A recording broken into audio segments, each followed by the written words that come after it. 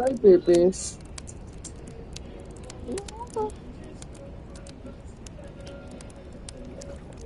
Nova.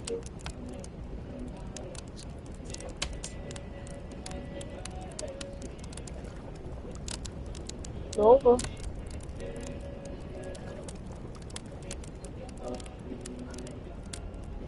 Nova.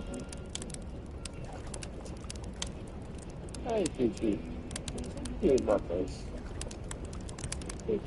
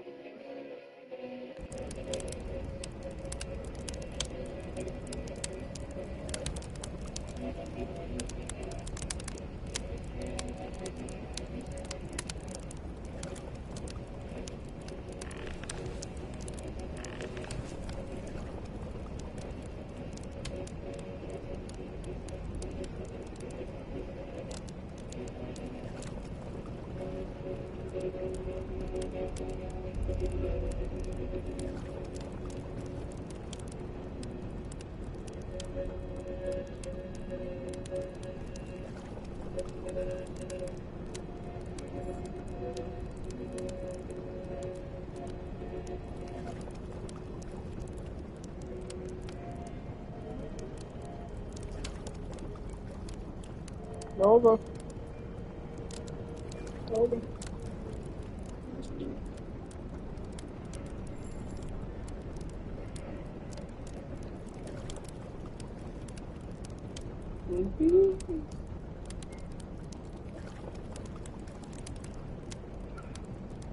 Yeah.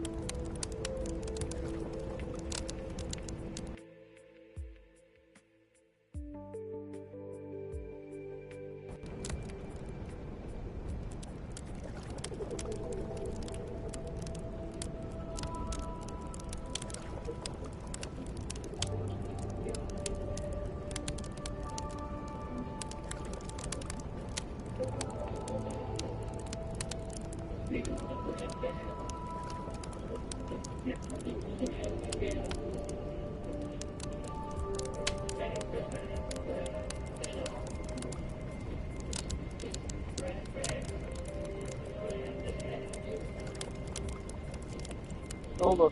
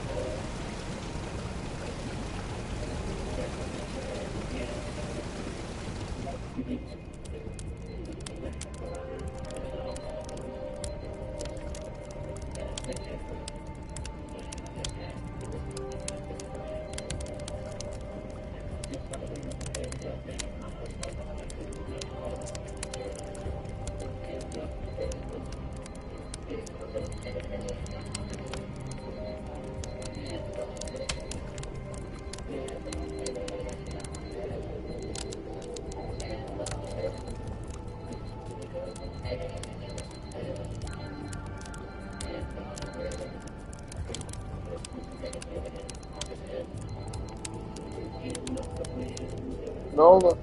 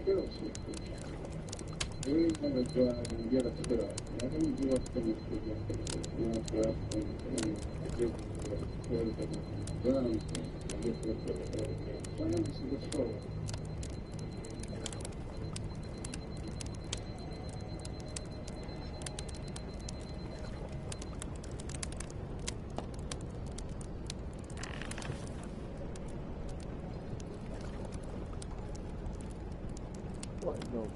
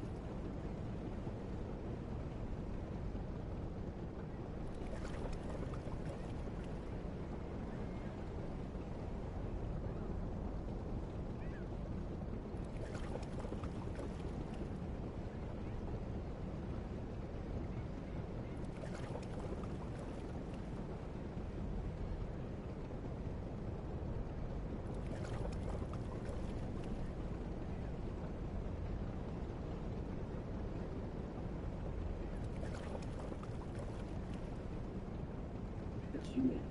Coverage options to protect the page you found. Overlap, and even reach a real person when you need to talk to someone. Like a good neighbor, stay phone. This episode is brought to you by Indeed. In your computer break, you get to wait for it to magically start working again and fix the problem. Don't gotta wait to hire the computer you desperately need. Use Indeed's sponsored job. And even better, you can get paid for results. There's no need to wait. Get a $75 sponsored job credit at Indeed.com. Terms and conditions apply. Listen, kid, if you're willing to go where other people are afraid to, you'll never be out of a job. Those words, spoken by my dad's ex-Navy pal Cliff when I was only 9 years old, for what set everything into motion. Maybe, after everything that's happened, I just won't stay as I believe. Cliff had everything I thought was cool back in 1991. Short jean shorts, a mustache, aviator sunglasses, a girlfriend with big hair, deep and narrow. I could tell that Ma didn't approve of the Iron Maiden that his stereos blared, while he took Dad and I for a tour of the coastal town where he lived. See, Cliff was a wreck diver. For his ship's sake, he and his crew were sometimes going hundreds of feet underwater to investigate what had gone wrong. Insurance companies paid top dollar for the information Cliff's crew provided. Hi, Hammy. None of them had more than a high school education. But What they you made doing? thousands by working just a few days per month. It was unrelated. What are you looking for? That I realized how much Cliff had left out of the rosy picture. There was cutthroat competition for the best jobs, and the rare but enormous paychecks meant a lot of things. You could blow everything on booze and cheap thrills each time you returned from sea. That reckless attitude was also fueled by the raw, brutal danger of the people. Of which that every dive might be your last. There's only one way to look at this thing and stay sane, Cliff told me a dozen years later, when he was already retired, and he was just beginning to follow his footsteps. The minute the coastline disappears from the mountain, we don't have that you're a deadly already. Making it to my age in this job is the exception, not the rule. You'd better not forget it. These days, most of the work is done by robots and deep sea. Something unexpected happens. And on the open sea, the unexpected happens a lot.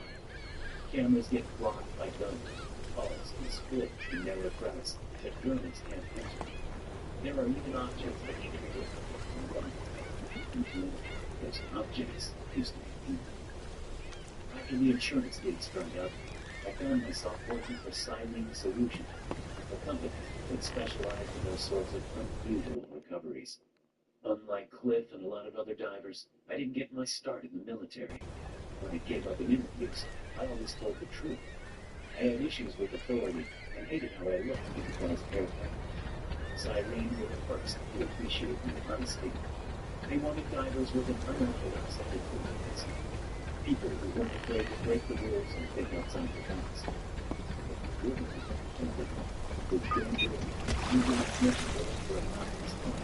Use knowledge to assist suspicious events. Operations, but terrorists design even more pure without the death for desperate people, and my crew reflected it. Jean-Luc was a bald, muscly Frenchman with a mean coke habit. Theo, a skinny Greek guy, who pushed himself and his equipment so hard, I suspected he had a death wish. Annabelle was our tech person, and God only knows what brought her out here. The only time she ever talked about it, she said that she just hated people, and this job was the furthest she could get from them without being an astronaut. The three of us weren't a dream team by any means, but we scraped by. When I was down there, so deep that the endless water had begun to dim the daylight, I trusted Annabelle's voice to guide me back to the surface. I trusted that Jean-Luc had prepared our campaigns correctly. He trusted that to find whatever we were looking for in the ocean floor. The contract for this job wasn't that much different from the others we'd been getting with. Dive a sunken garments on the English shore and bring something back from the box at the bottom. was, the flight's description was vague. "You'll know it when you see it," he said. That's gold. Rifle with information. Something they didn't want to put in the writing. But then, it's something else too. Something that we never would have allowed anyone inside the one. They wanted to send a representative to oversee the integration. It would take 1,000 years for a variety of reasons. But then, they were a liability. And then to prepare for what we didn't have the spare energy and time to worry about. Something performance or equipment. The ship was already full of personnel. We all understood that if our employers expected a meaningful and saw how we lived, they would dissolve our project. Our unwanted guest today was Dr. Fire. He was a middle-aged, guy, a goatee, and black-rimmed glasses. I would have taken him for a college professor if it wasn't for his gear and how he carried himself. The man had been prepared. His coat reflected the brutal look of the uniform, and he clearly knew his way into the ship. Dr. Harlow didn't cease it. He didn't even screw his bucket until he hit rough water on the first morning of the port. He tied off knots like he'd been doing it all his life, and he felt the young move with the problematic airplane about him. He was orderly, polite, and gave us absolutely zero information about who he was or why he'd been sent with us. It was maddening. We arrived at the dive site on the third day out. While I strutted the drone, Annabelle pulled to the side. She had been going through Dr. Harlow's things. She had only been told that the field believed who he was, but it wasn't. She kept his plans. It had cutouts for a silencer in the magazine, which meant that Dr. Harlow, for some reason, was armed. I had no idea what that meant, but figured the rest of the crew deserved to know. When I talked Sean, he just shrugged us and pushed before he wanted. The guy had a few unlicensed guns himself, so I pleased him with much of the reaction. The field was different. He took a long, slow sip of water to reflect his thing, already gray with storm clouds. "It's a gun," he said. "You're not going to wonder about what it's for. You have to wonder about who it's for." And then suddenly splintered the back of my mind through the focus of the room. Technical difficulties stretched for minutes and even hours. So Emma finally realized that a critical piece of the drone's hardware was damaged. We didn't have a replacement on board, so we wouldn't be able to scout the website before making the flight. Annabelle and I exchanged a glance, and I knew we were both thinking the same thing. We would sabotage our equipment, and if so, why? We didn't usually dive so late in the afternoon, especially not with unpredictable weather arising. But I think that all of us were in a hurry to get this eerie job over. As Theo, Jean-Luc, and I prepared to go under, I could see him growing more tense. His eyes were glued to his almost nose and set up, as though his life depended on the feeds coming through clearly. The three of us went over backwards into the water. No matter how many times I dived, I never completely got used to the feeling of those first moments underwater. All that blue emptiness, stretching as far as the eye could see, endless, enduring, unforgiving, and fading slowly into darkness below. Theo, Jean-Luc, and I confirmed that our hands were, then began kicking our way down. As always, I took one last look at that black hulk of the ship, floating above us like some ancient sea monster. Whenever I saw that view, I always found myself wondering how they would make it back to the surface. But this time, different. Whatever awaited us down there was nothing wrong this time.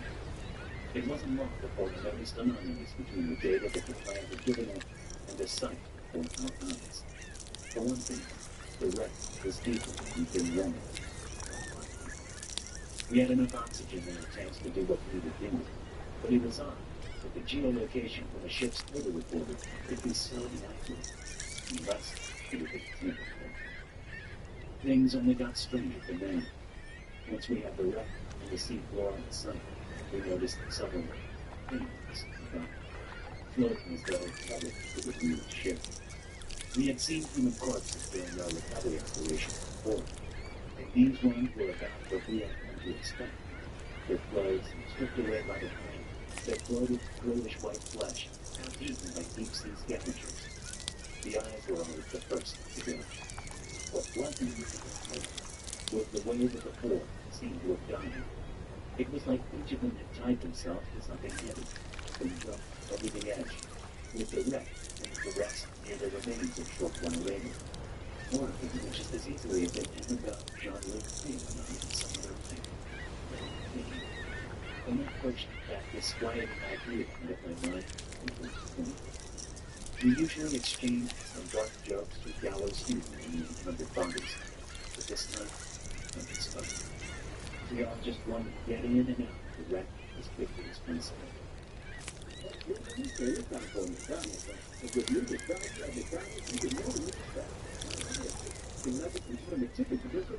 Your money says let's go. It's what you expect from me. It's that. It's really not very good. No one's very good. And I'm sure it's like a passion. It's all good. Start with a message on 618 to 12%. For a limited time, sign up for free one-year membership, giving you access to discounted tea times at thousands of courses. Learn more at bankofamerica.com/golf with us. What would you like the power to do? Bank of America. Restrictions apply. See bfa.com/golf with us for complete details. Copyright 2025, Bank of America Corporation. The sunken vessel was burnt black, ruptured, and upside down, as though it had been sunk by fire or an explosion. As it turned out, it wouldn't have mattered if we had sent the drone anyway. It never would have been able to maneuver through the gash in the hull.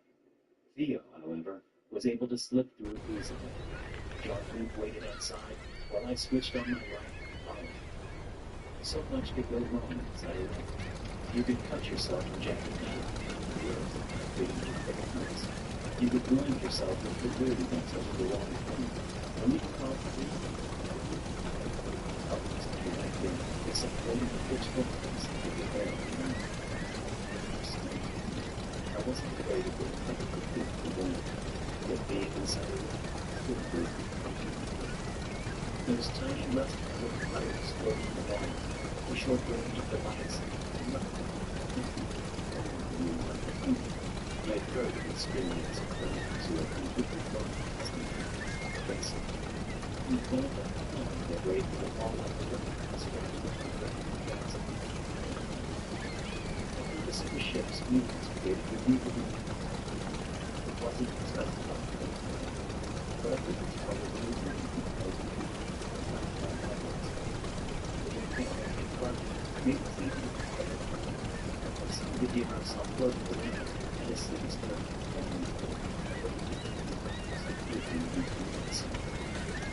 There was a simple only a few organizations like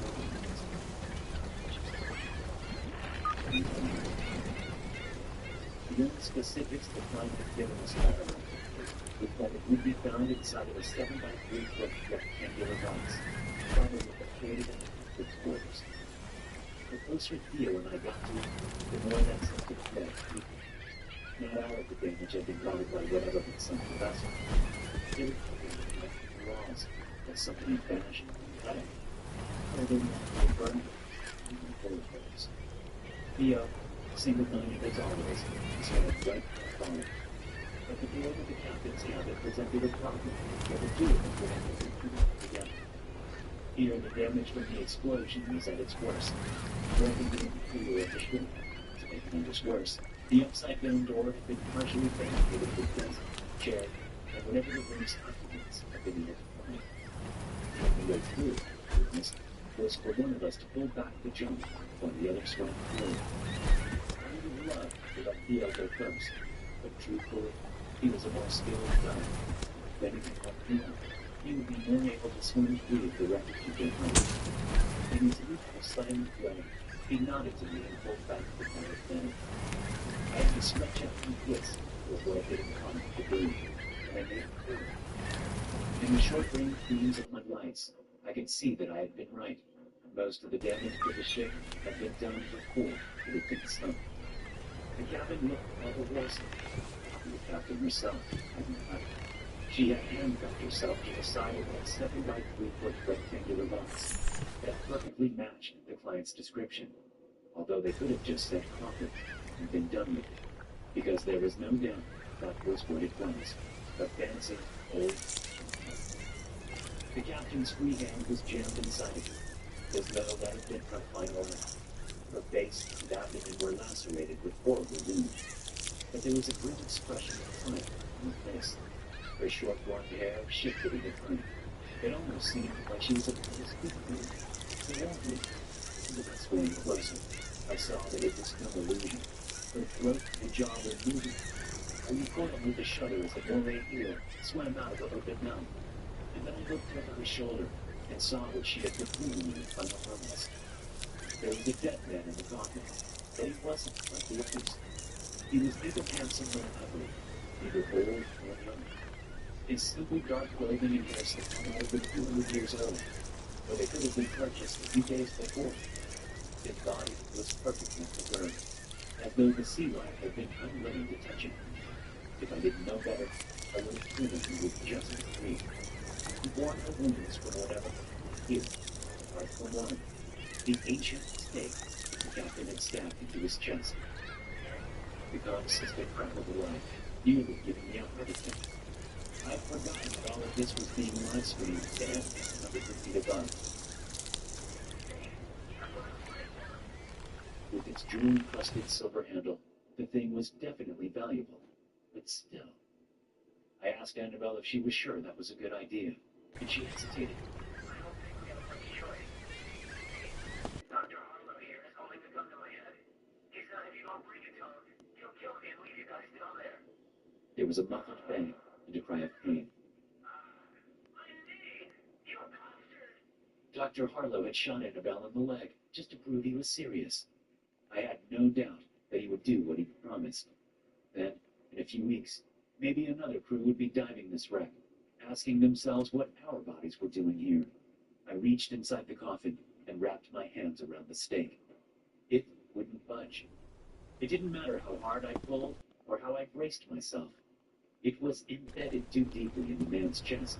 My lights whirled widely around the pitch-dark room as I struggled, and then the comms cracked back to life in me. I'm coming in there. Jean-Luc grunted. There was another broken rule. The whole crew never went into a wreck altogether. We were bound by the knowledge that if we didn't do as our plan, we would be left out there to the mercy of the sea. After barely squeezing through the door, Jean-Luc waved me aside and gripped the stake. I was barely moving to the left over his shoulder as he tugged with all his might, and finally the stake came free. He held it in his hand for a second, as though marveling that her life were being risked over such a simple thing, then passed it to me. We were about to leave when the big golden eyes of the man in the coffin snapped open. He moved faster than we could react. His long white fingers held Jean-Luc in place, and his jaw dropped down to his chest, revealing a mouth of inhumanly long, razor-sharp teeth. A crimson cloud of arteries had hit down on Jean-Luc's neck. There was a word for what that man was, but I didn't dare to say it. Dare to even think it. All that mattered now was getting out of the wreck as quickly as possible. It was all happening so fast that I could do nothing but wave incoherently at Theo as I swam by. But he didn't even look for me. He released the door, slamming it right into that golden-eyed monstrosity's face. Looking over my shoulder, I watched as the man from the coffin pushed aside the broken barricade as though it weighed nothing at all, and kept coming. We had almost reached the gash in the hull when he gripped Theo's leg and distended his jaw for a second time. Looking into that black, tooth-lined pit was like looking into the maw of hell. He bent down, severing Theo's foot at the ankle. Unable to swim, Theo flailed helplessly as the water turned red. We slipped out through the gash in the hull and kicked desperately to the surface, knowing that it was futile. Without a kick, without even moving, whatever was down there moved faster than the best divers I've ever met. Now I understood those dead crew members floating around the wreck, tying themselves to heavy weights, and jumping overboard must have been preferable to being defeated by that thing. Looking down at the black gash in the sunken vessel, I could see that it was I wondered whether the thing gave me a head start and could chase more quickly, or whether it would just plunge for defeating my friends. It was not a mistake. It wouldn't be long before it realized that he would feel what Jean-Luc had. I swam for 60 feet, paused, glanced quickly again. I wished that I could be faster, but a breath just as gruesome as the man who caught and awaited me if I did. I shall sickness, abandonment, and I had seen a man with a number of others with their strings cut, tortured by the air bubbles beneath their skin. Another 60 feet, another pause. I could hear Annabelle sounding quietly before me. She had probably seen everything through the video feed, but with Dr. Carlos gun to her head, she didn't dare to speak, less be able to. What's the evening? They worked in the same organization as the dead crew floating beneath me. The water around me darkened. We had started our time in the afternoon. It was pretty evening. Soon, night would come. Of course, that was the thing the wreck was waiting for. It was waiting for the dark. I checked my instruments and did some quick calculations. All went well, but I had just enough time to ascend safely. I had a sneaky suspicion that as soon as Dr. Harlow had the stake in his hands, he would shoot his gun and sail off anyway. Of course, considering what was lurking in the water below, maybe that was the most merciful thing he could do. Another 60 feet, another piece. I had to think away from this. The water was getting gloomier by the minute. Each time I looked down, I expected to see a pair of golden eyes rising, impossibly fast, through the twilight water. My notes here for Nickel. How would you do this if anyone could stay maybe a while and it didn't want to make it's not just for celebrity, but you like while you're a citizen it's supposed to be a good forward. So it's speaking you to the dude, if you're not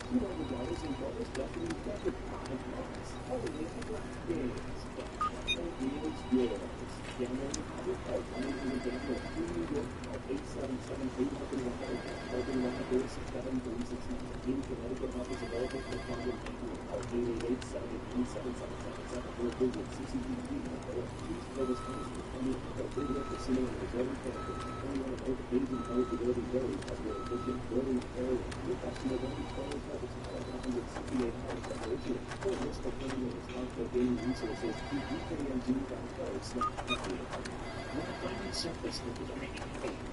Our ship rocked between great gray waves like a tornado in the mountain. But the storm was just getting started. Dr. Harlow and Annabelle were waiting for me. Both had the green feet and were quickly to the safety to protect themselves from the weather. Annabelle leaned against the railing, clutching her injured leg. Dr. Harlow's eyes widened when he saw what I held in my hand. I heaved myself forward, trembling from the chill the effort had just made.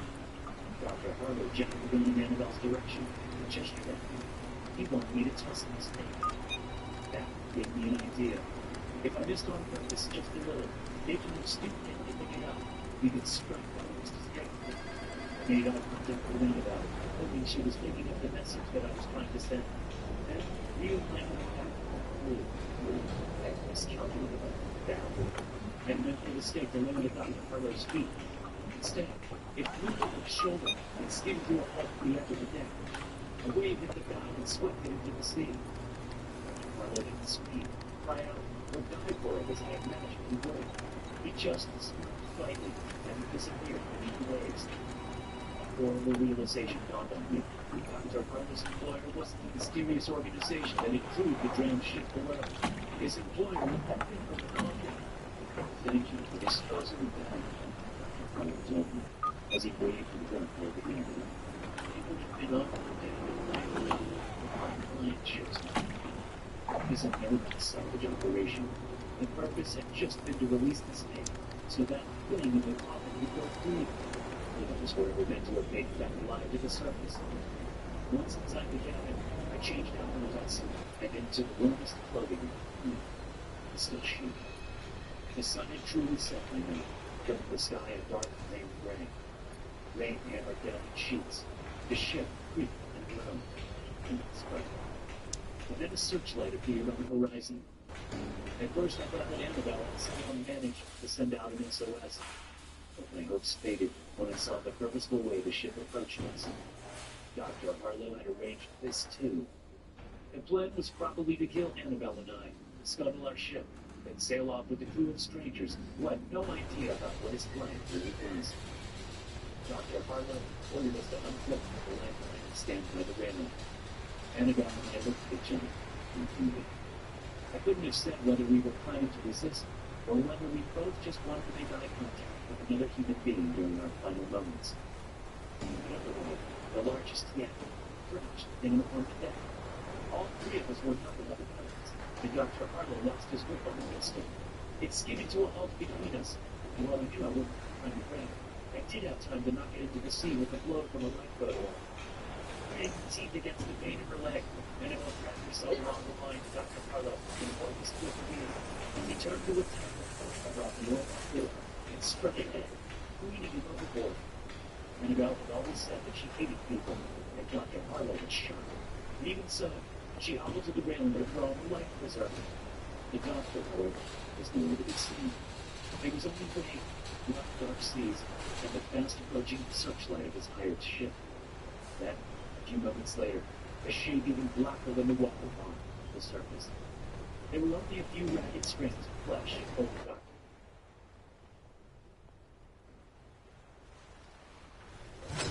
To ask a question, but before she could, we heard the clang of footsteps on the sea ladder. True magic falling, and I knew what was coming before. The man from the coffin didn't seem bothered by his several hundred feet of ascent, even though I could see the pockets of compressed air writhing like worms beneath his pale skin. A mix of blood and seawater ran down his face, and his golden eyes simply looked bored. There was no doubt in my mind that he was going to kill me. But he thought of me that maybe, before he did, he'd buy Annabelle some time. "Hey, asshole!" I shouted. "Over here!" I swung the door with all my might. The man from the coffin caught it effortlessly, then jammed it backward against my chest. I remember the sound of gasping for air. My life preserver kept me apart, but when every minute second I drifted further away from the ship. The spark kept moving. I was closer to Dr. Harlow's iron vessel than I was my own, and I waited desperately to its crew. Harlow had given them as little information as he'd given us, given a chance that they could be having a vessel. I then climbed onto the wall beside me. Fly onto the flags and on the left, the crew of the other ship, the Open. The sooner they could be aboard, they returned to the mission, eager to run on Dr. Harlow and get out of the storm. Screaming with the stuff. In which, both the crews made a move. Leaving the captain, I bet they would have listened to the railroad story about being the fangs from the bottom of the ocean. But they did understand what was coming. When I promised to follow the Harlow, and they agreed to turn around, I felt that for attention. The captain watched the blades go over the ship, which was briefly before the film was on the sea. There was no sign of Annabelle or the man from the coffin, but the door of my cabin hung open, slamming open and shut behind the wind. He turned and asked me to repeat my story, and my offer. The burly crew members who had pulled me out of the sea were laughing and elbowing each other in the ribs. They clearly thought I was crazy, or at the very least unstable, but their captain wasn't so sure. When I got to the part about the stake, he shoved a blank sheet of paper across the table to me. He wanted me to draw it, I realized. I barely remembered what those strange symbols had looked like, but I did my best and passed it back to him. After a long silence, the captain asked whether I was really willing to double his employer's offer. I told him I would give him everything I had, and I meant it. He stroked his black mustache, said something to the crew in their own language, and turned his ship around. In the report I filed with my company when we got back to port, I claimed that I had been swept overboard in a storm, that, as far as I knew, my vessel and crew had been lost at sea. It was close enough to the truth that I was almost able to believe it myself, until I received the official response. I would be pleased to know, the letter stated, that my ship had arrived safely at another port, almost 50 miles down the coast. It had arrived several hours before dawn, and had docked without following the official procedures. When security staff investigated, the ship appeared to be abandoned, although one guard did point to a seaman in black, walking alone, appeared. Brianna, Joshua, Richard, Joseph, Mr. Downstairs, Christian, Richard, and Josh, welcome to Dr. No Sleep Movie. You support and sleep in nightmares alone. If you also play as an ad crew and unlock over 70 exclusive bonus stories, start your 7-day free trial with Dr. No Sleep Movie by going to patreon.com/DONOSleep. That's patreon.com/DONOSleep.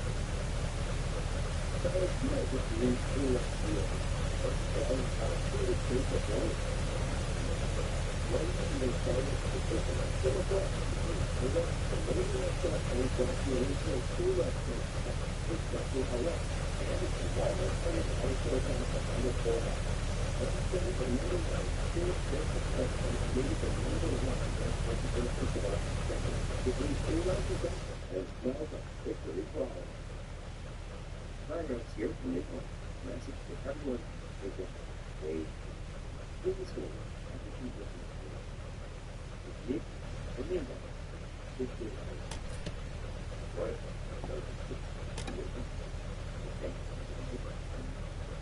Anyway, you're gonna try it with local.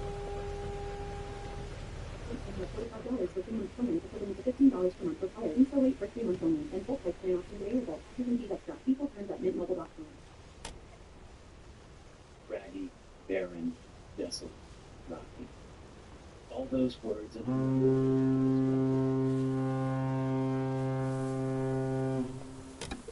the bleak coastal cliffs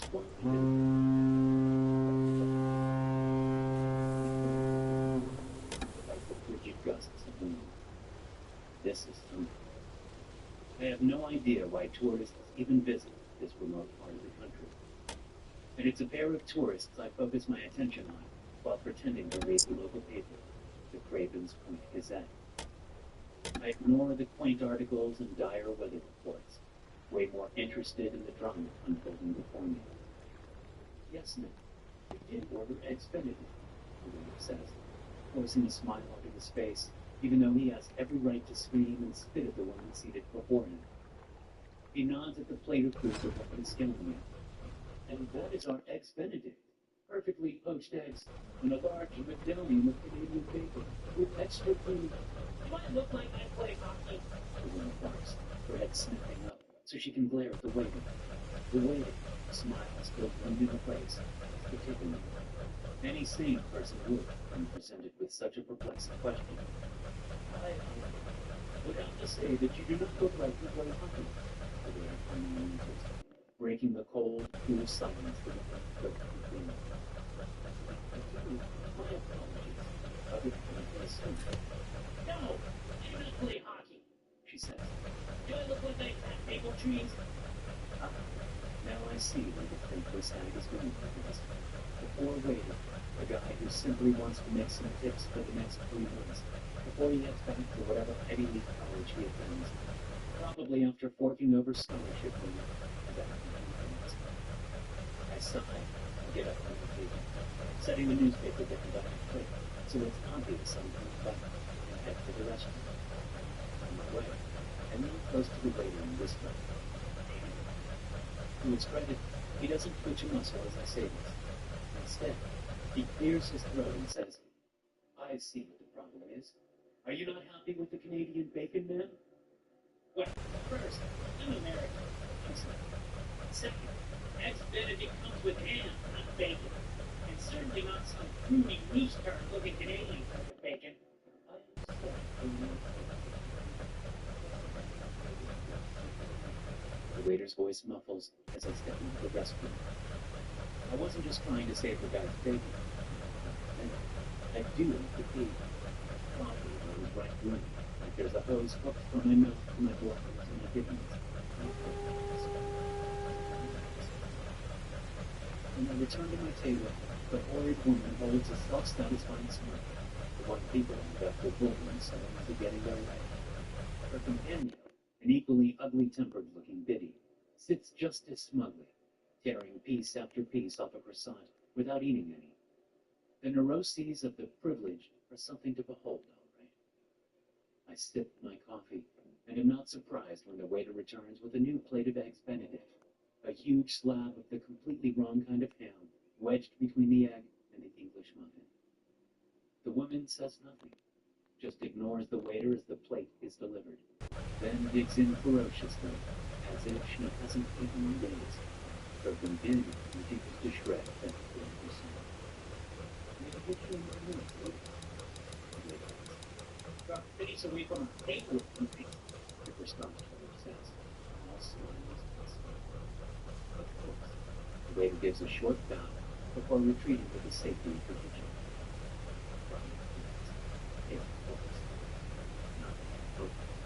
My family does come from the area, so but having blood here and actually living here proved very different for myself. But despite my parents having passed, and my sister too, I keep coming back to the old folk company.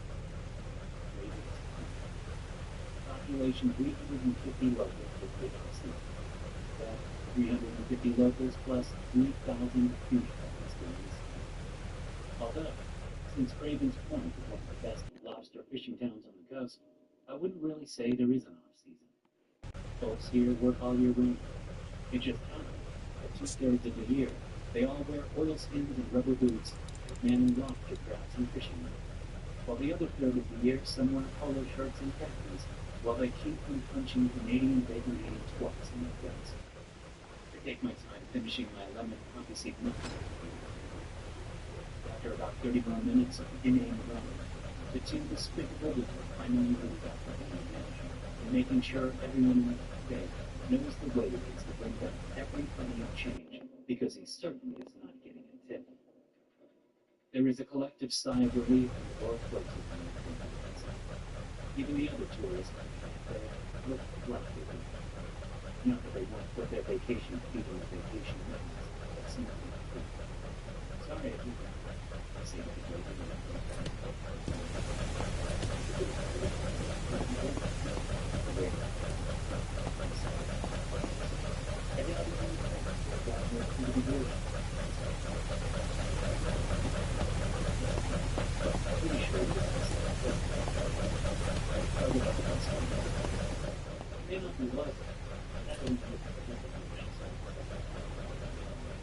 before sugar, then cream. Yeah, but you're feeling this one. This smile becomes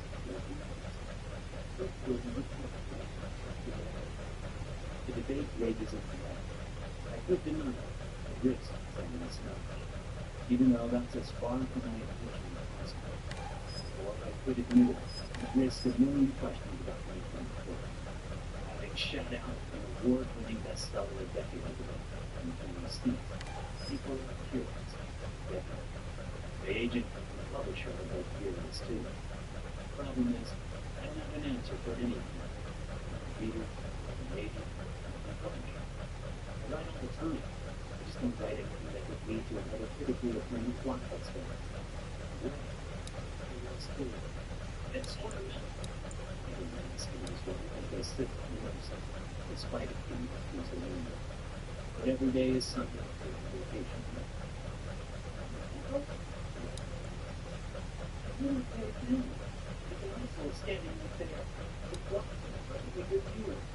The eyesore they are referring to is a historic light. It sits at the end of a mile-long bay that sticks far out into the water from the cover.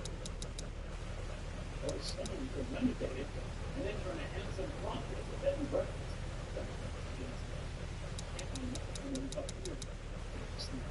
Why is it every place we get, you want to move to and start some stupid hip business? Don't do that. No, how about open a spa? What's serious? You John in the ATV business? How did you just move to town? See avocado orchard in California? You love avocados. It's Eve, Michael. It's Eve. not on the The couple paused and looked around. They seemed a little angry. Excuse me? Elena, he said. It's not one of them. It works. I got here yesterday and the place on the other side of the bed. I got caught up at the tunnel just after I went to bed. The couple frowned at him. The man says, thanks, before turning his attention back to his wife while widening his eyes, like I just said the life was in his feet. Sure. I don't want to know the truth. Really, I'm just glad they didn't recognize me. But looks like there's a few close people the other way.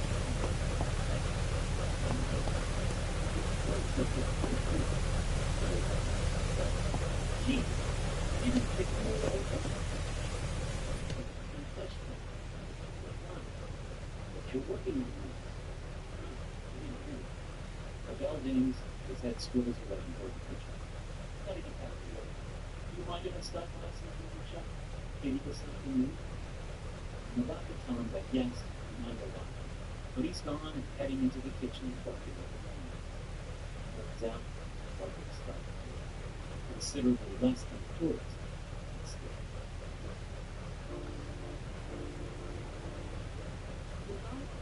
We believe if you run, you're right.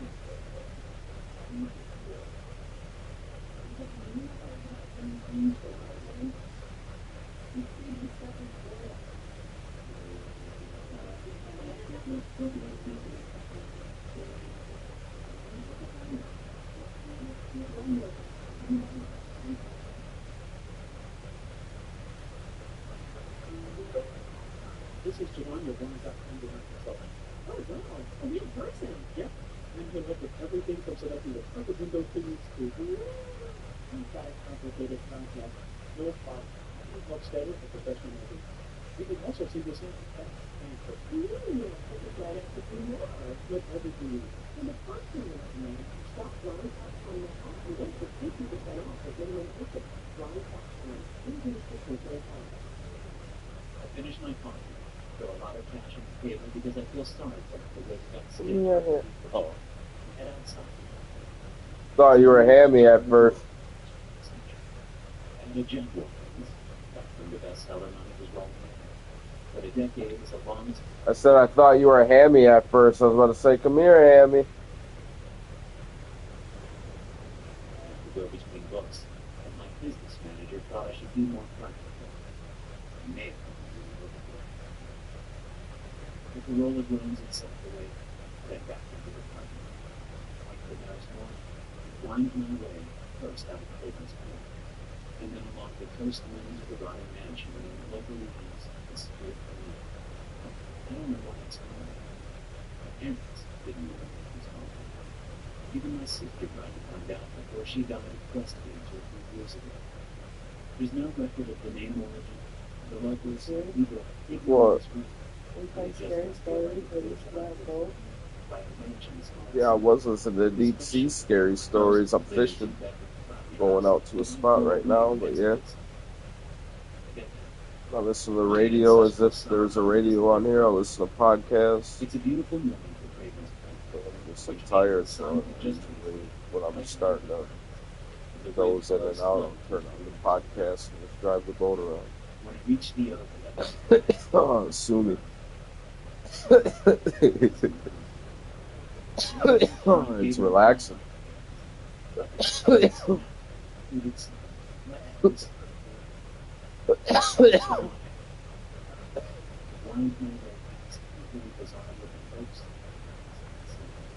the view opens up, I can see the lines of the ocean.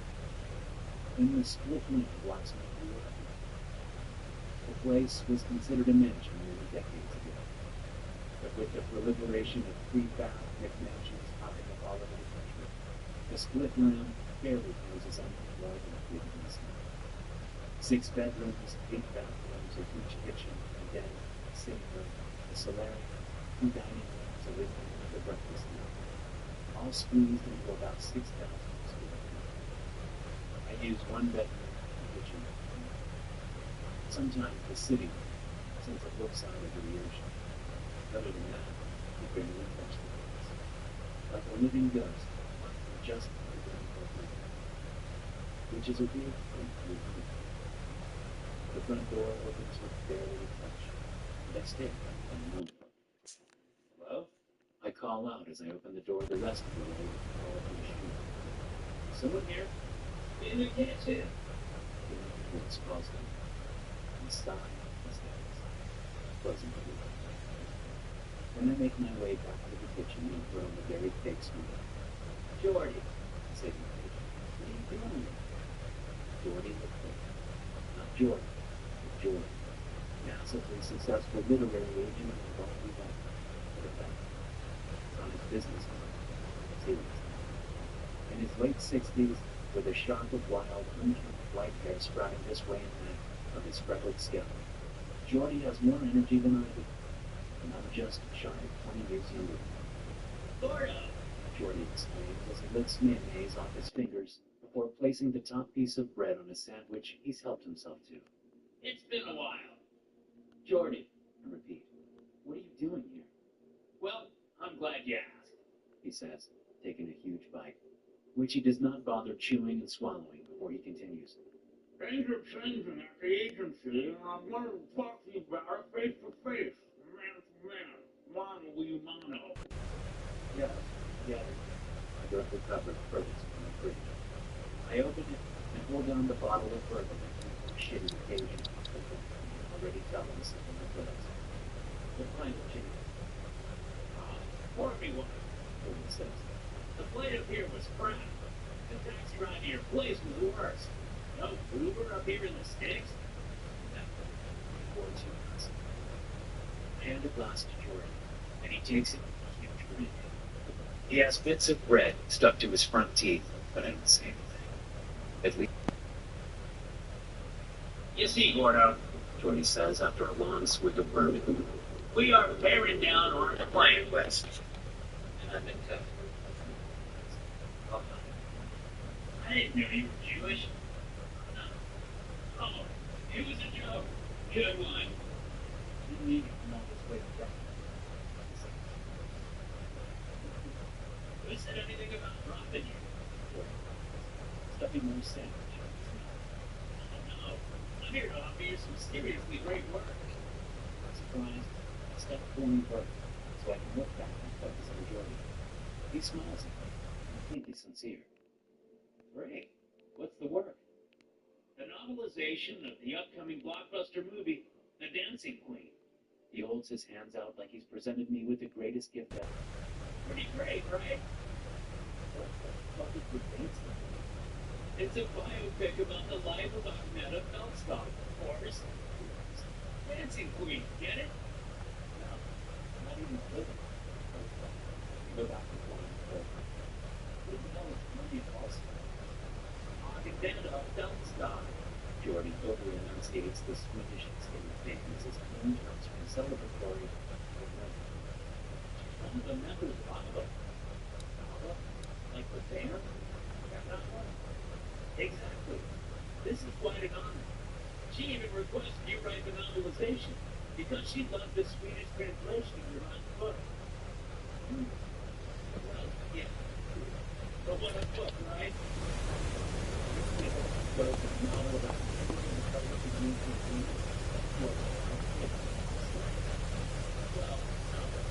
you'd be writing the novelization of the Bible. You really know it. You need to know that. He didn't have to turn the screenplay into a book.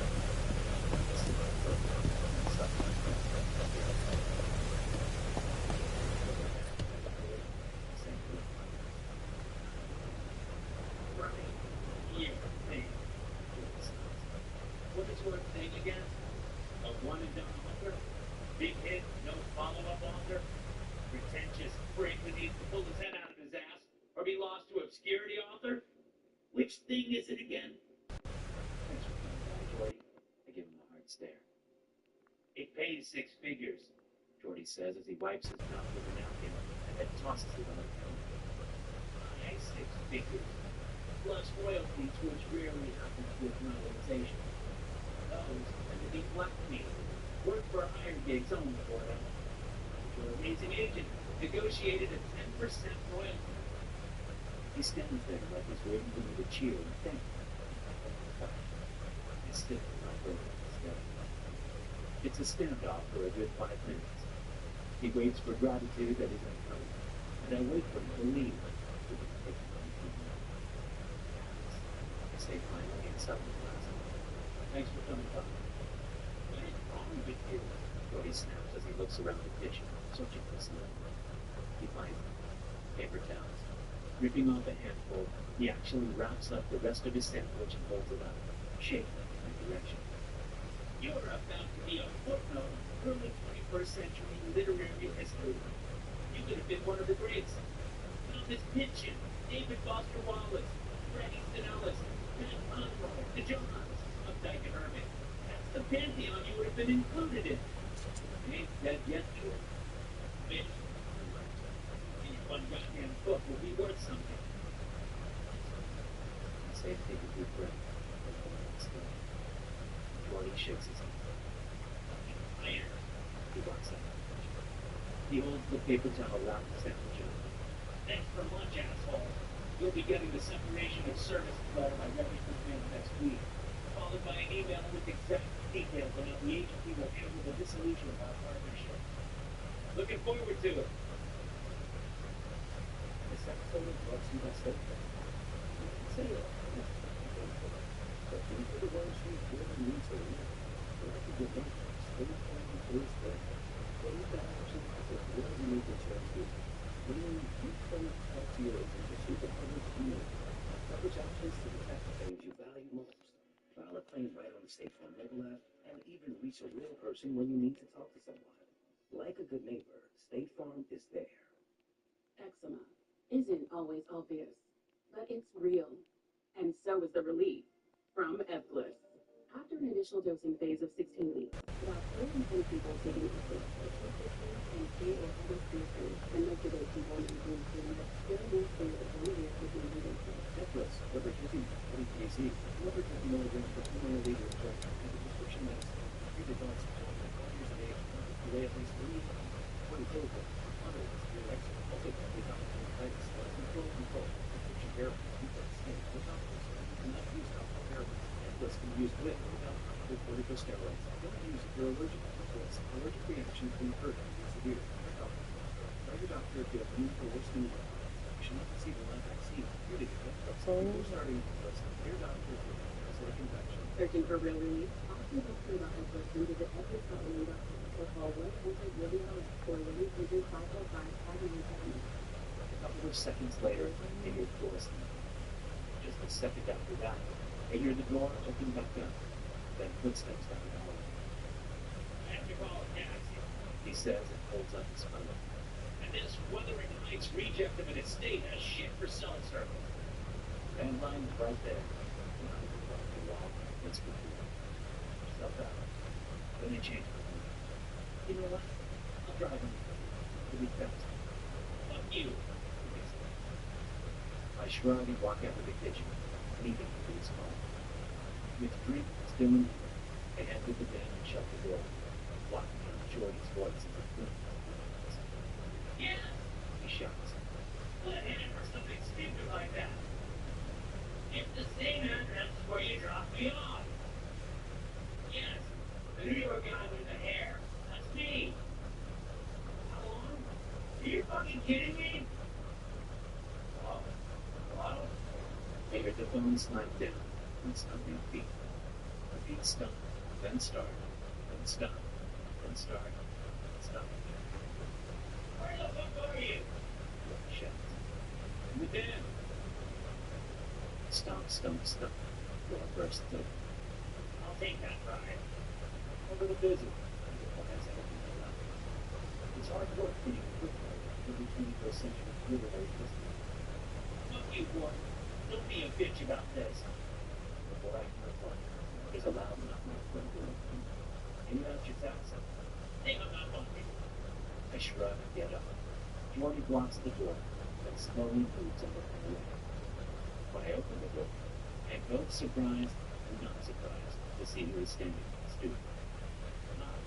Hi, Stan. Hello, Mr. DuPont. Wait. Thanks for letting me swing by. He holds out his hand. Morris, son. We didn't formally meet earlier. I stare at the hand for a moment. Morris, Underground? Fortunate name. He says, Not a choice. a former agent, says. On in. Thank you. Morris walks past me in the door. He turns a quick circle in the foyer, then appreciates it. It's just like a thing. Great. Let's go sit in the kitchen. And ask all the questions you want. Oh, I only have one question. I say, While I'm bored, he says, eat up. tea? Coffee? Oh, now you have time? Right. Go away, Jordan. This place is amazing. Morris joins us in the kitchen. Did you get me? After one question. Oh, no. You didn't. What's Gypsy? I don't know. Next generation? Morris goes to the kitchen. So the light was going. Did you see it light up for this window or for the different window? No fungus question. That wasn't the bonus question, but that is the question that we had asked. Not your usual fan question. What would you do? Morris says. Jordan looks from Morris to me. Yeah, you seem nice. Maybe today isn't the day for a visit. Jordan says in that voice of feeling expecting off those agreements. Perhaps you could come back another time. Gordo and I have important business to discuss. We What's up, Jordan? step up. I'm enjoying the back and forth. The kid is holding his own against the tight Vanessa. Gordo, Jordan turns to me. a little help. What?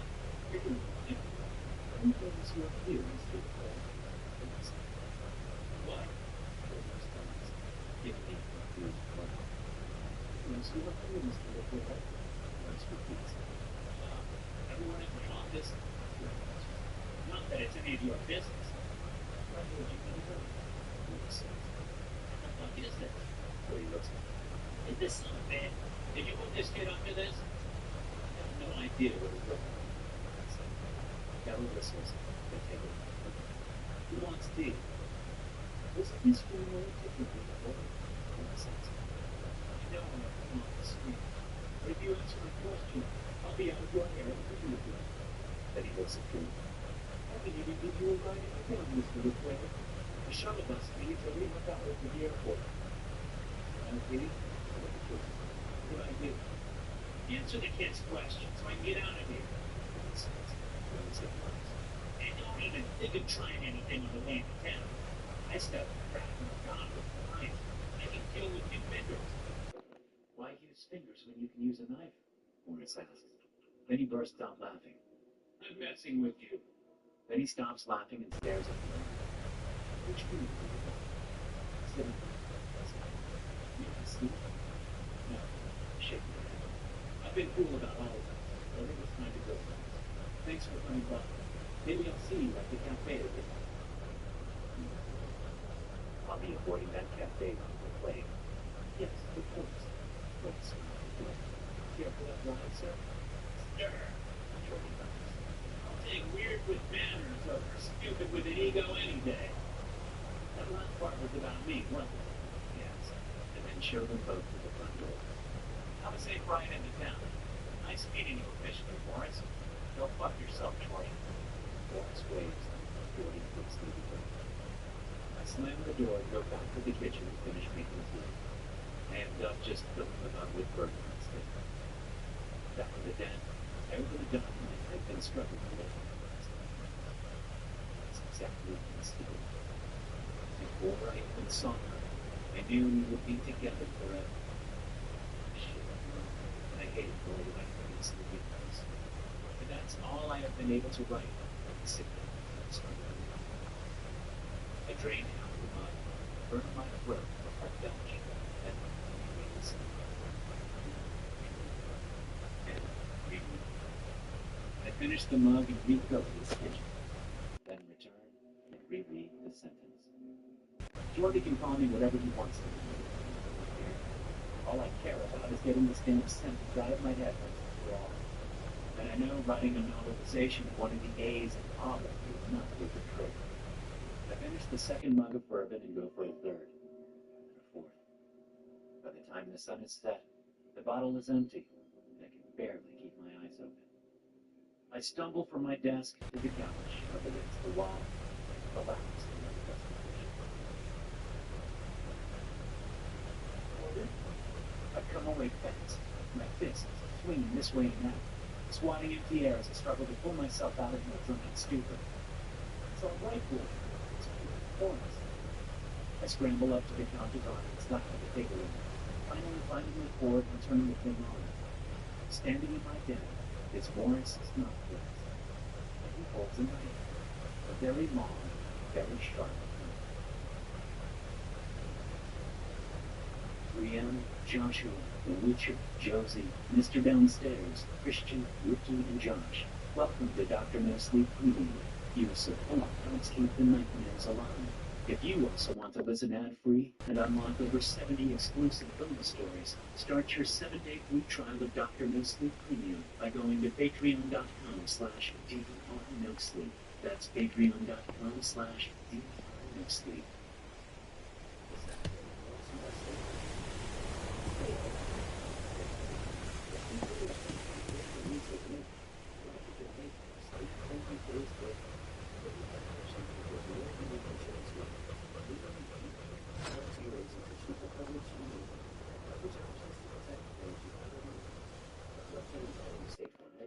And even reach a real person who needs help. Like a video, State Farm is there. Hey guys, just a heads up, podcast ads are not exclusive to Spotify, so even with Spotify Premium crystal here, I can help keep the stories going and support the show's high production standards. But if you'd rather skip them and support the show directly, start your 7-day free trial of Dr. No Sleep Premium at patreon.com/DRNoSleep. You'll instantly get the entire show plus 8 exclusive bonus stories, including the new release and the minutes. Only available for free. That's patreon.com/DRNoSleep. Don't stand again. Dressed in some innocent clothing. It looks like a monk.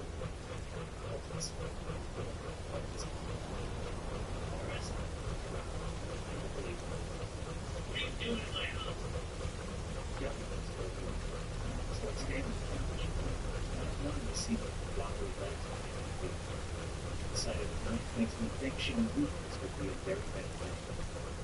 It's like the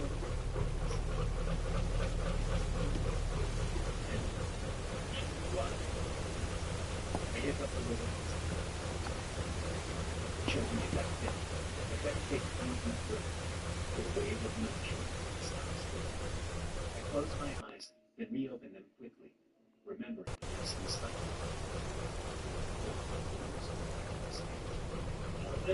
Yeah. Can you put that on?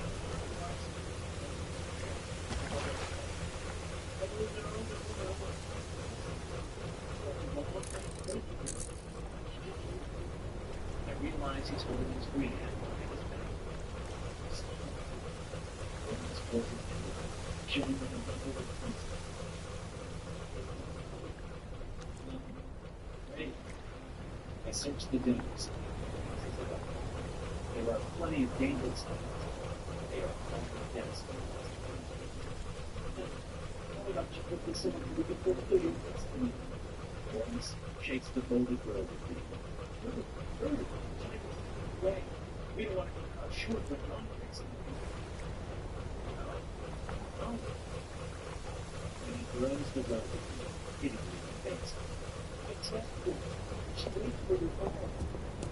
Holding the robe in my hands, I sit still, my eyes moist, black and moist. Done for. He looks down at the knife and smiles at it, like he's looking at a child. Destiny always needs a sacrifice. He holds up. Don't you think, Gordon?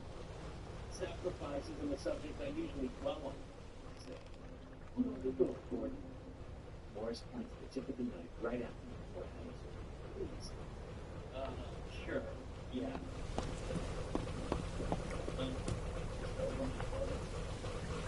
I stand up and shake, and somehow then get the robot over my head and suck it up.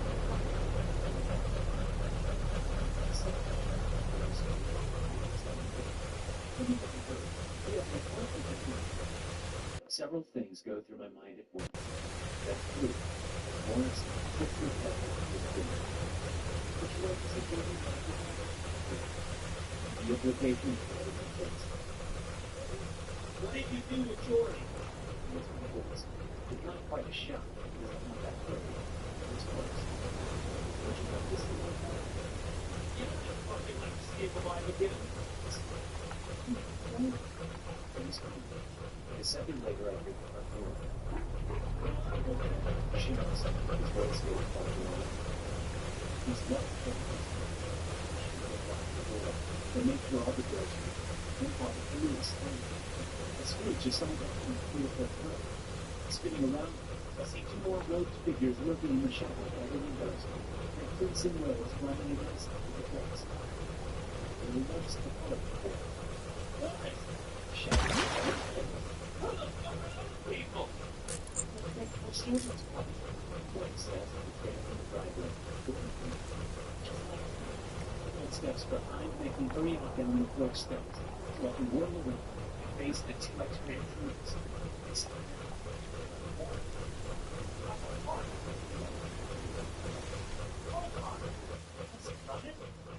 hello, Lord. I love the first people says.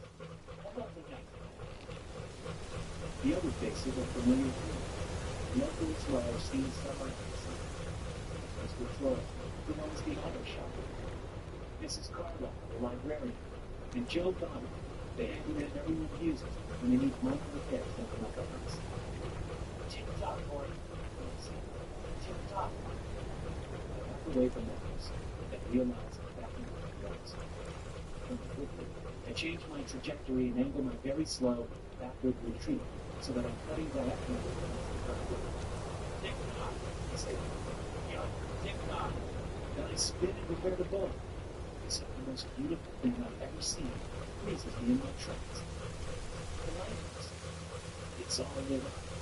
The beam is pointing straight out over the ocean. It's not spinning around and around like lighthouse usually do. It has its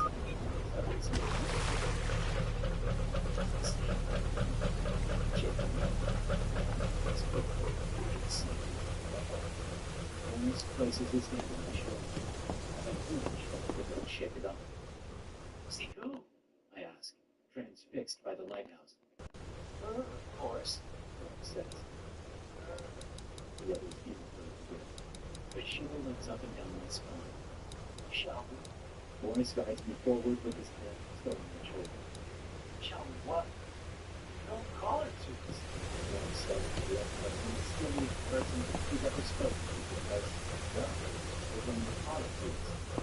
Yeah. Say it. I'd be lying if I said I was consciously walking. I tried to talk myself out of walking. So, that message doesn't go from my brain to the brain. We leave the driveway and move on to the other windows. You have a very significant aspect of the show. Would probably get left too if I wasn't going to run.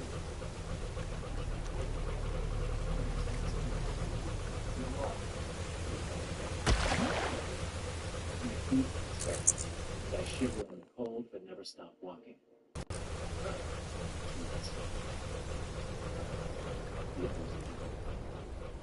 Now, here's some seatbelts. It's not her. Somebody's disappointed. Try hard. Ow.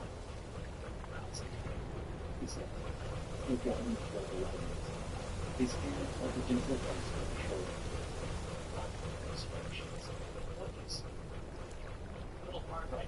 house. A lot of distractions. You know, this rogue is one.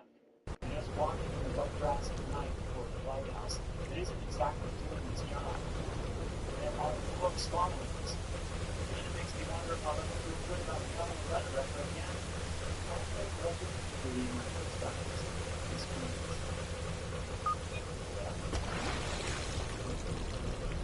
So, Morris, give me the line on this track.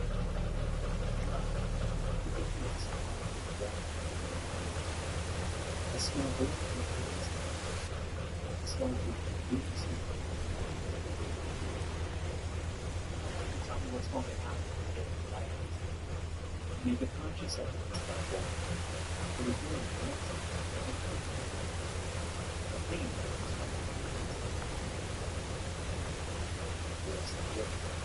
the thing right here. There's no need to fight anything anymore, Gordon. You have come home at last. We have been waiting for a DuPont to finally arrive ready.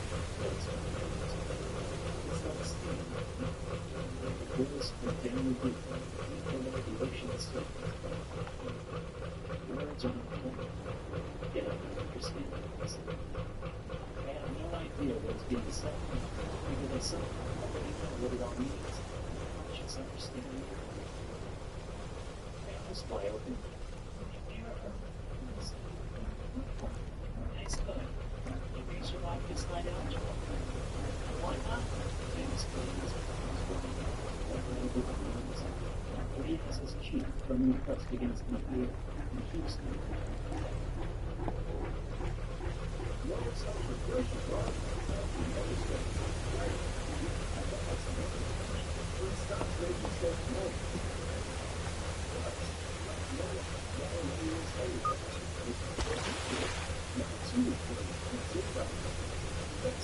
Starts with great deals. Lowe's, we have, you say. Valid through 5 seconds. Selection varies by location. Isn't always obvious, but it's real. And so is the relief from Edward. Initial dosing phase of 16 weeks. About 40 countries are produced.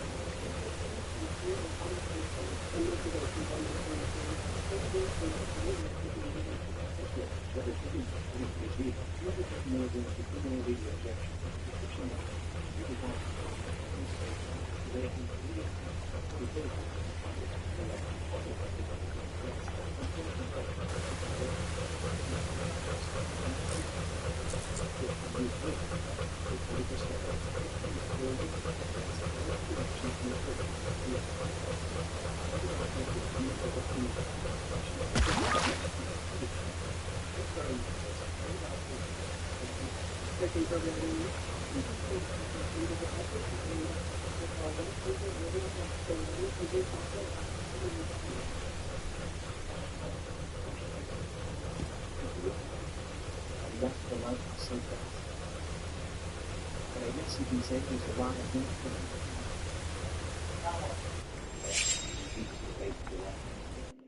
Now we climb, of course. Mrs. Carlisle asks us and pulls out the next day. She puts it, sliding one after the other to the side until she finds the one she's looking for. Unlocking the door, she opens it wide for us. I expect a loud creaking from the hinges, but they stay silent, and the door eases open like it's made of air. In and up, Gordon. In and up, Morris says. In and up, the others echo. which elicits giggles from everyone. Then I'm guided inside the lighthouse and directed to the long, winding flight of stairs that up the wall of the structure. In and up we go. At first, in order to keep from going mad, I count the steps as I take them. Without breathing,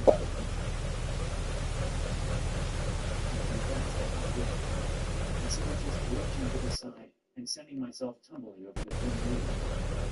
This weekend's the death will be better than what I'm going to see on the beach. Trade of the body, we want to see one of those pictures of people. But it was only a part of that. I'm not really self-sacrifice for the guy. Up we go. Yeah. Until we finally reach a small landing. Once we get down to there, there's the great moon. That was so far. That was swimming. And next to the space boats just a chair on the decks.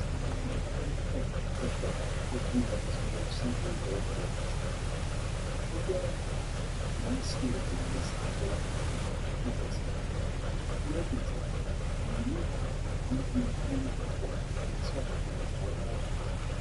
instead of being just the most western with the glass. Yes, this is what we're doing. You mean her? See, you do old pictures. She is not her. She is not her.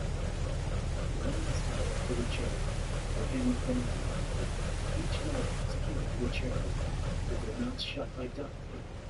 She has a nasty cut across her left eyebrow and an ostrich egg of a bruise and swollen on her forehead. Her eyes plead for help as she moans behind the duct tape. The one who offends. Morris says, and I feel something cold slip into my right hand. I look down and see the knife, the one Morris had pointed at me earlier. He guides me closer to the woman, his hand on my wrist. The first sacrifice is the one who offends. Morris lifts my arm up, so I am the one pointing the knife at her. And we make it quick, because we are not monsters. Before I can even struggle or stop with his hand, Morris moves my arm. It makes my hand flip out the woman. Her pleading eyes go so deep, I'm afraid the pot will her head. And she makes every noise at the duct tape. That's when I see the huge red smile that has been cut into her throat. I didn't do that. Stand up, But you did. Morris says. The others echo because, of course, they are out here too. Closing me out the top of the lighthouse, I watch as the woman's light bleeds out of the wound in the neck and pours down her chest and into her lap. There's nothing I can do to stop it, so I simply watch and wait as she bleeds out. When her eyes lose focus and turn to glass, I know she's going out. This way, Morris directs me to the left. We go a quarter turn around the lighthouse, and I see the other woman from the cafe, the one who hates Canada. So much offense. Morris thinks. The woman is kicking and fighting and struggling against her ropes, her mouth moving constantly as she tries to get the duct tape free from her lips. Do you need my help? Morris says to me. Why? But instead of forcing me to slice the woman's throat like he did with the other one, Morris lets go of my wrist and gives me a gentle push forward. Slow. And he says, No way. I look down at the knife I hold. I can't do. My hand slashes out, and the woman screams and screams and screams behind her duct tape. I gasp as I see what I've done. I haven't slashed her throat. I slashed her eyes. Blood pours from the corners of her eyes where I split the flesh. A weird, semi-clear pool oozes from the eyeballs and slides down, mixing with the blood. I did. You would do that. Eyes, Morris says. You don't let her suffer too long. Finish the task. Before I can object, my hand rips out again, and this time a bloody smile to match her friend's opens up in the Canadian 81's throat. I gasp and stumble back a little as my knees go weak. Morris there propped me up. Oh, you're doing wonderfully, Gordon. He says, Have halfway done. Then we get to meet her in all her glory. Halfway? I ask, as I'm guided another quarter of the way with the catwalk to an empty chair. Those who I've offended have been sacrificed. And he said, now we sacrifice one who we love. What? I exclaim.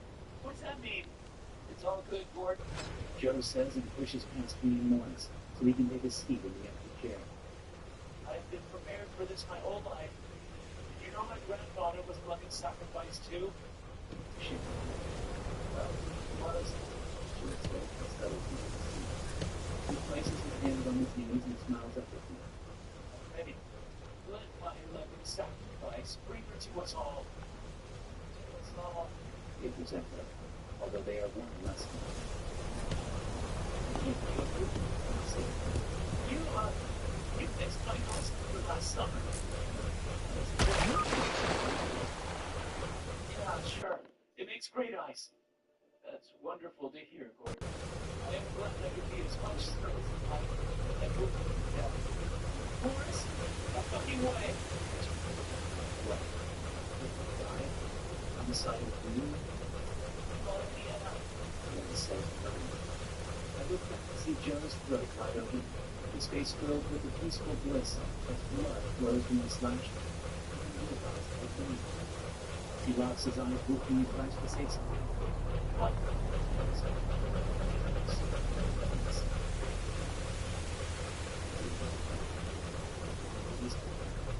The guy who not only fixed my instrument, but also standing at the back porch and fixed beneath the window in the summer rain instead.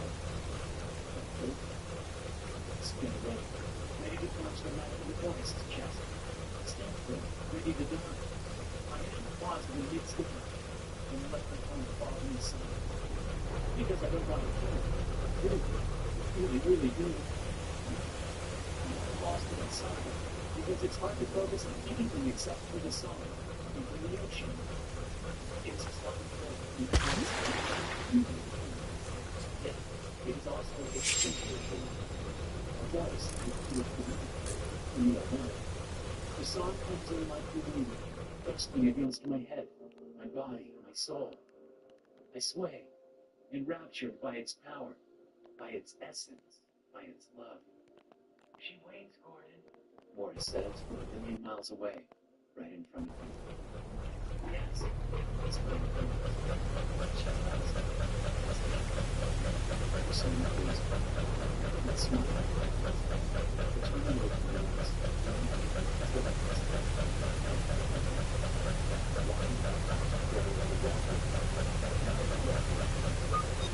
It's really strong. Beautiful glass like a woman's feet. It's like a woman's living in the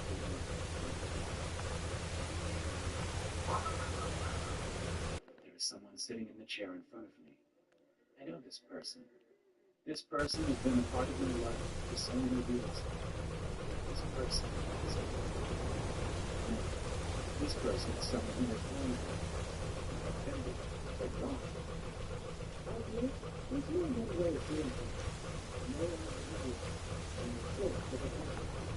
Thank you.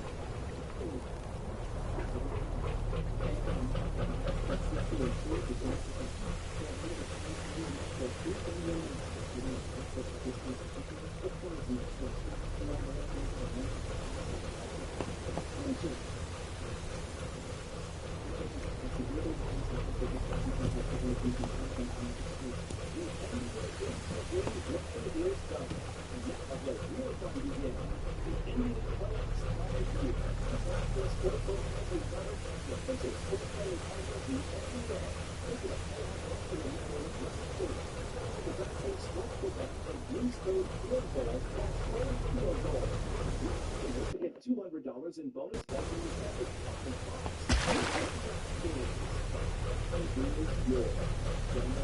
call 1-800-GAMBLER in New York. 877-811. Open line doors 7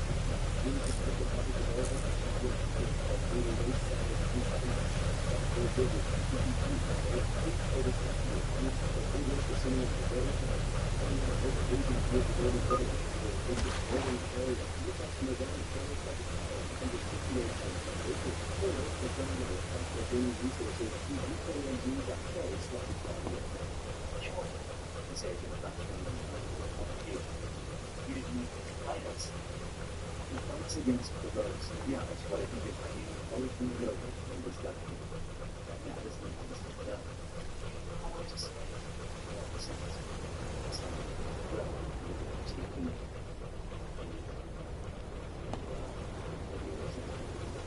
Thanks, guys. I got this. It's cool. I clear my throat and look at my arms. I'm shivering, swallowing the stomach.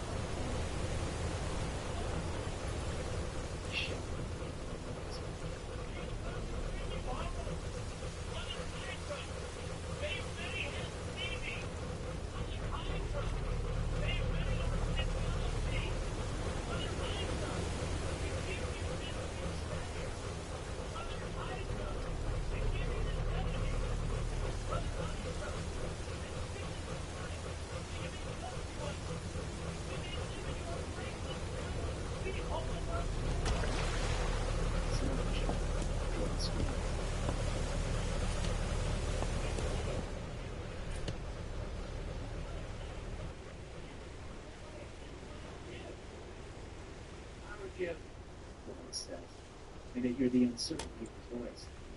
I ignore him.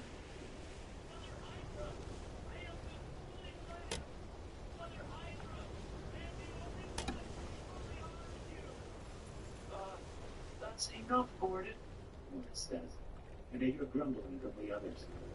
You've gone a little off script.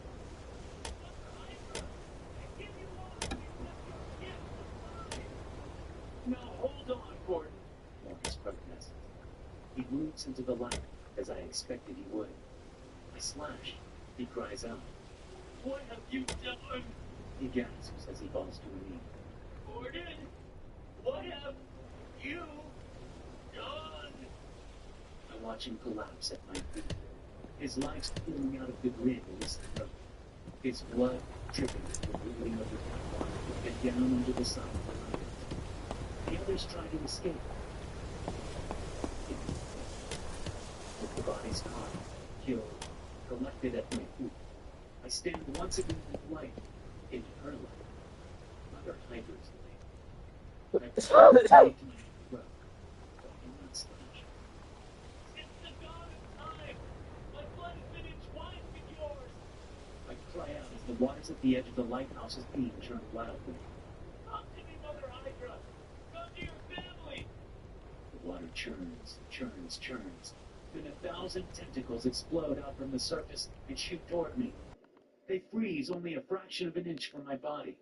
They wave in the air, not like appendages, but like wisps of gossamer silk. I feel their breeze, and I breathe deeply. Thank you. I kneel.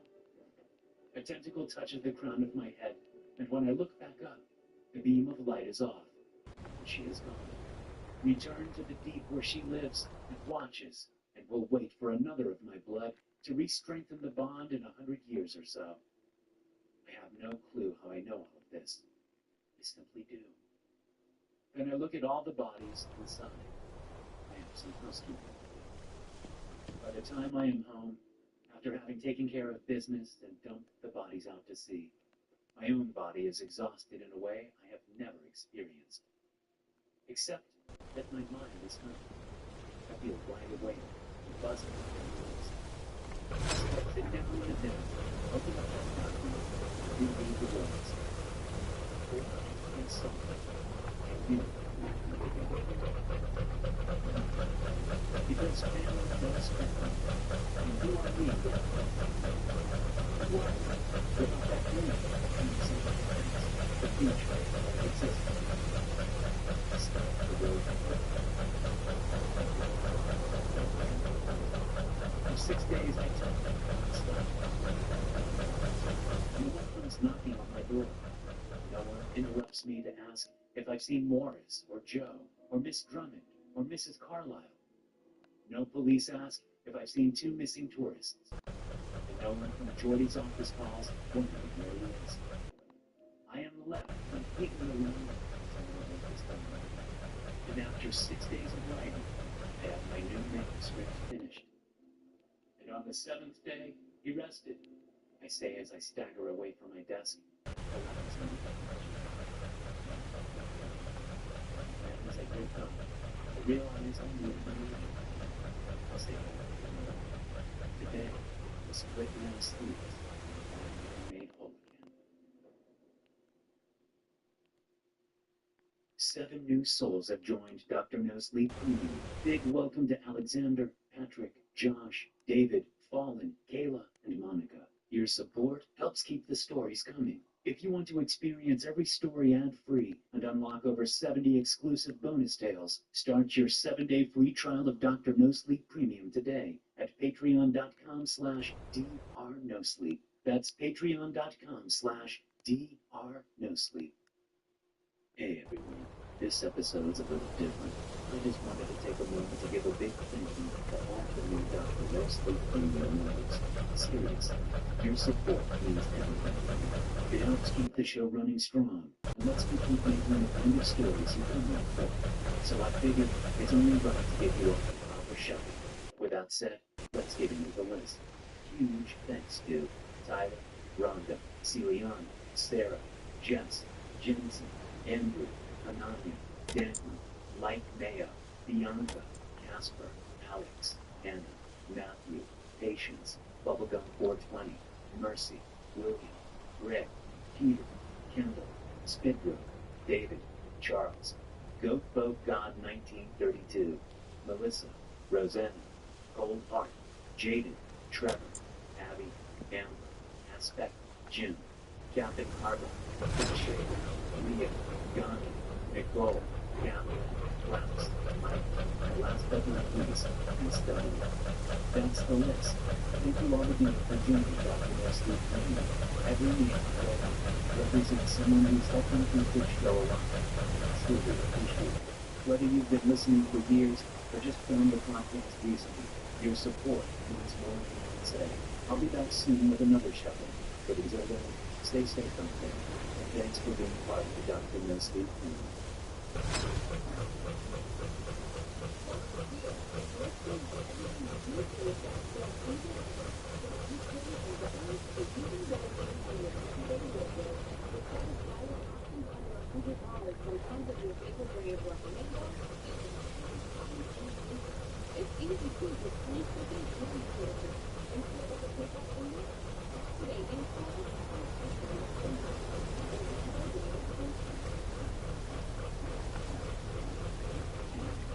Just a heads up, podcast actually exclusive to Spotify.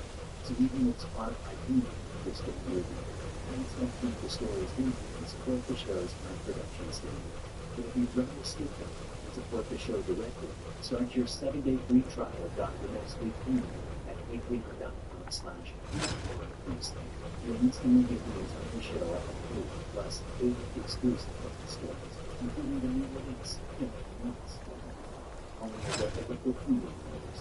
That's patreon.com/newsletter. Your words can come back. Look at the chance. Yes, we are the books that we go.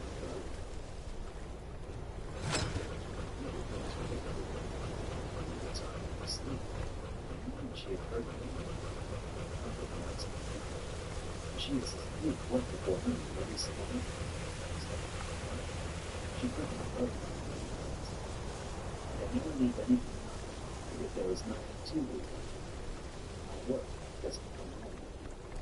All of my supplies and tools are either locked away in very large safe, very large storage unit, or buy disposable supplies. Get rid of the instant the job is done. My hand goes to my back pocket, where I always keep my foot in. My brown eyes locking over greens. What did you do? Hands Master 201 as she watches me from across the kitchen table. The screen board sealed from my lady of mouth. What? Yes. I don't mean anything. You just said it. Taking my voice deep. I'm sure you can do another baseball. What did you do? He says. Then she Put the cereal in her mouth and she was like, trying to figure out who while she's the neighboring apartment for levels, the one on the right was Dennis. They sometimes meet people at the wall of cameras. Not another thing. And part of my job is to remember every little detail about my life. You never know when something little can make up something huge. Like right now. Who's done? Tisha, my daughter, laughs and takes me goodbye. You silly, Daddy. Tisha, I need you to tell me the truth. I use all of my resources to stay calm, to stay cool. Please, please, please. Who's done? Tisha frowns and knocks her head. Then she takes another bite from the shoes. And another bite from the shoes. And another bite. Tisha! I shout and smack my hand. Hey, You stop it. he shows up a little bit. And you. I'm telling you, man. Sorry. I apologize. Tisha was back. Sorry, sweetie. Daddy's being silly, okay? Tisha's lip is low. It's low. That sounds good. No, You didn't want to take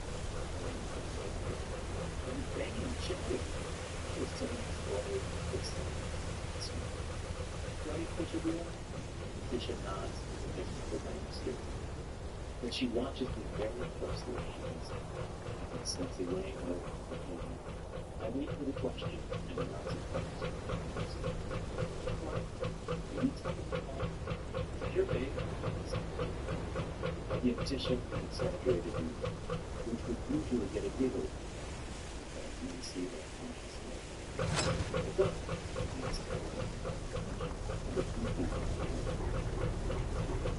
She possibly understands. She studies me and she's that grace for the left. She doesn't understand how we're confused if we show. Still, I've been there. I've tried this stuff. You are not. I like that, the rage that builds inside me. First, I want to mention the person she should have zero knowledge of. You know, my wife is condescending to me. I want her adolescent patience. I'm not overly emotional for men. Some folks even say be welcome.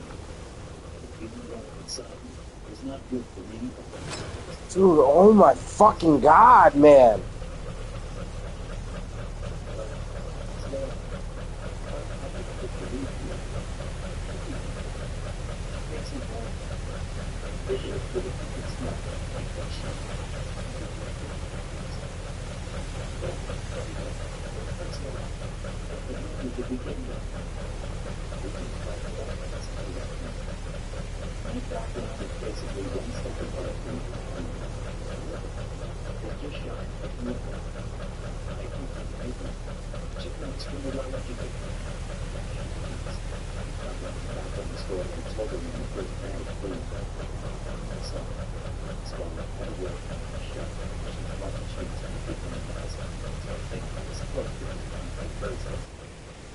Say those words, because as far as Wayne knows, I remain slightly confused.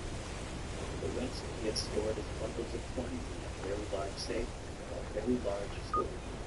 It's a very thing. First community school. A lot of documents. I'd be waiting for the divorce, as in divorce, to get thrown at me. But how would it look if I got that? Or what would a friend be thinking of? How we could use this practice and stuff like that. What would those spots be? That's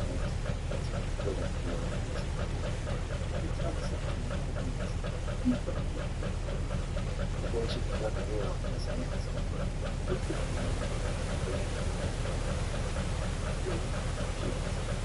not just about other people, it's us just yeah, good. She studies me and shakes her head with a prudent look. The big dimension of the book. The way she was cute. Right. why a lot of people doesn't shit about having that friend. Then consider what the daughter stuff.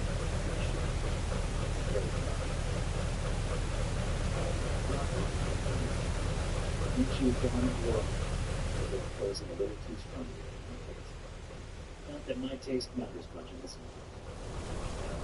As far as everyone knows, I'm the mild-mannered, somewhat born accustomed to a lane, probably fishing. I've forgotten everything to say every single thing that someone will ever get with me. I'm the neighbor no one bothers to make small talk with because whenever they waste time, I can't go to that camera. Yeah, that's probably something this is people. Okay, we're going to pour on the hard to do what I do. I cultivated this long life. I shut don't like me. Never does anyone do it right. Once I do something specific, I'm almost surprised that surveillance equipment even puts me up. What about the blood goes?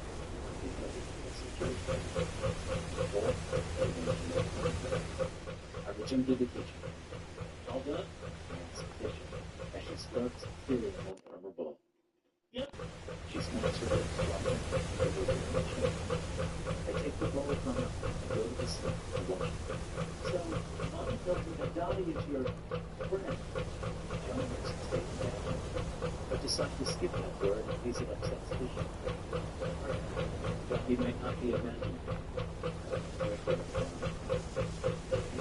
Right now, I need that bond intact, so I can get some real help.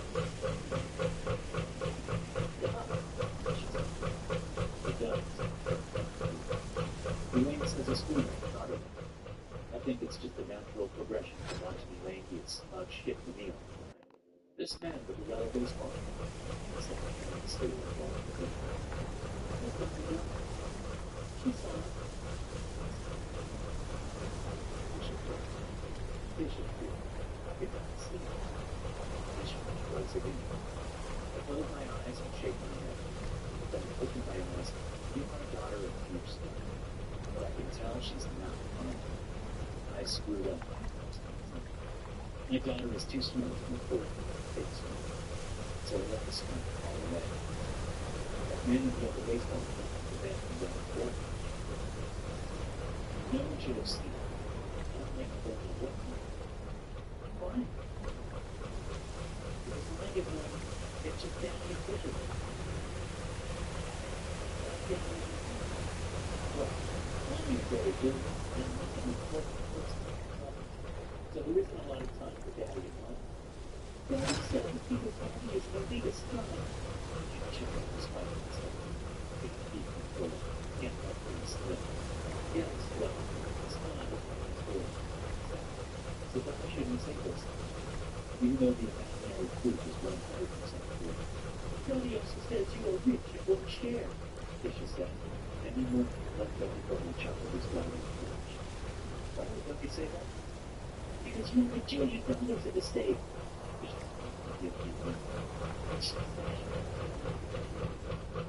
Daddy's right. My skin cold. I thought about people finances. I'm not dancing. Finance. Money. How people make a living.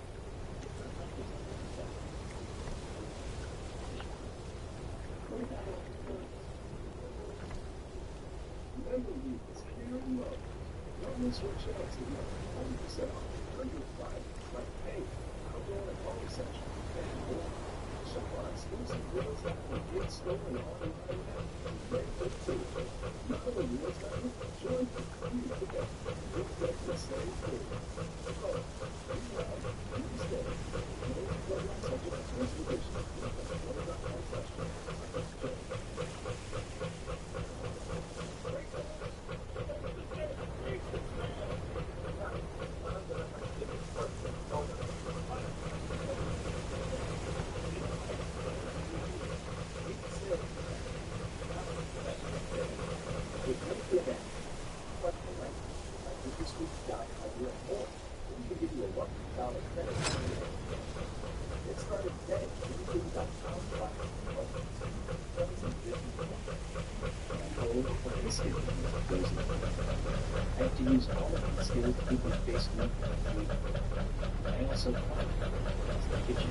Talking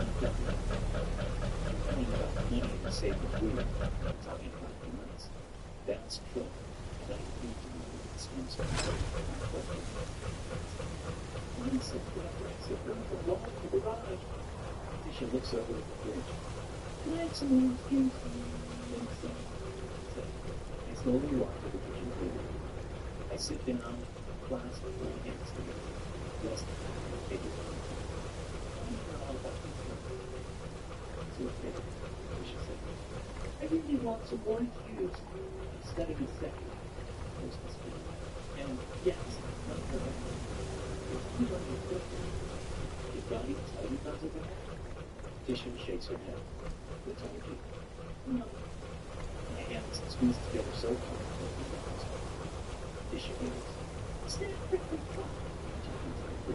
Is he good? Baby, you can have some juice in a second. We're having a daddy-daughter chat right now. I take a deep breath and glance over the heart. What do you feel about that? Because Dad said I needed to tell Mommy about them. Tisha's pointing to his skin. That's big deal. What else did you tell me? What else did Daddy feel punished you with? Tell me about it. But I don't want to. I told you about the cards because it was so scary. But Mommy doesn't. Tisha shakes her head. Because you and Mommy feel like the job to make money and we need money, but money isn't bad. She explained on the phone. Yeah, that's not true. But Daddy's mad at me because I didn't tell Mommy about the money. Well, Daddy could say none of her business. Tisha shakes her head. So, it's the business. She says it's not his words. She don't deserve it first. But Tommy's words. She said somebody did yet. What would she say? Tisha goes very quiet. What's going on the paper? Why would they think that somebody was Tisha doesn't respond. She keeps staring at the table. Tisha, instead of reaching out to take a minute. Tisha flings her hand away and scoots her chair down. Her eyes wide with fear. Tisha shakes her head over and over and over. Tisha, what's wrong? Ask me closer. Our daddy was born.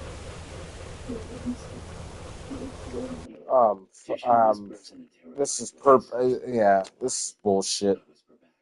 My eyes splitting to the hallway again. She says, "Did you want you to stay on? And then all the things